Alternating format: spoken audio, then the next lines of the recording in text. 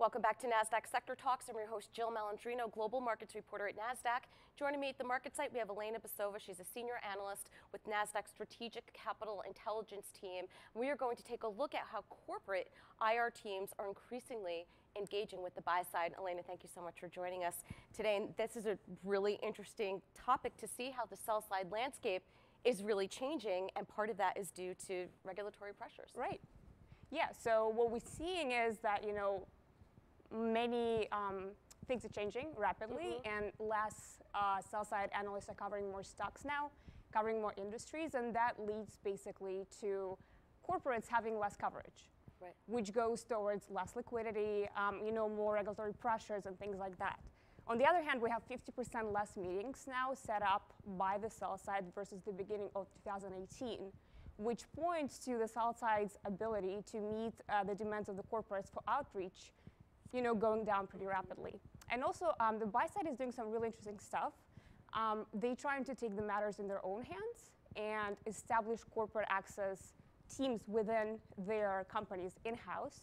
And, T. Rowe, Wellington, Fidelity, BlackRock are spearheading these efforts. And we only expect this trend to continue going forward. Nobody wants to pay the sell side anymore. No.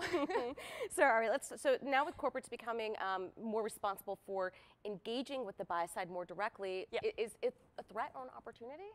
So you see, we believe that there is an opportunity within every threat. So from the risk perspective, yes, of course, there is a chance that the story of the company or the corporate is going to get lost in translation, that they're not going to reach the right buy-siders, that they're not going to get continuously in front of the fresh pools of capital.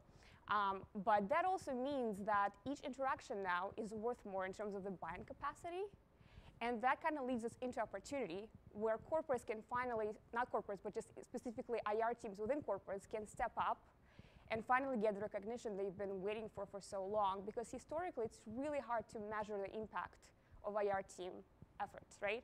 And basically right now, the management is going to start paying much more attention to IR teams, and they will get much more opportunity to be, a better contributor. And it will be more show in what they're actually doing for the company, which is a lot.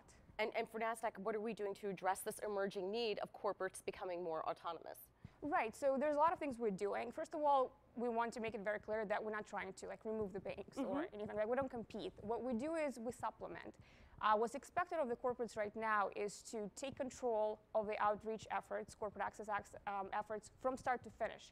Where we come in is we provide the tools for that, we provide advisory, we provide technology. To give you more specific examples, for example, it used to be very easy for our average client to go to Europe and have a sell-sider set up 2 to 3 days, right? And now it's barely 1 day is being set up most of the time. So what we do is we'll provide them strategic lists, to help them kind of surgically target the right investors, the right people.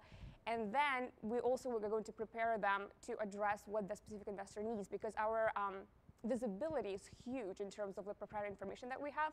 So we know what fundamentals they care about, we know what who they've been meeting with. We're not going to disclose that, but we always kind of have that edge.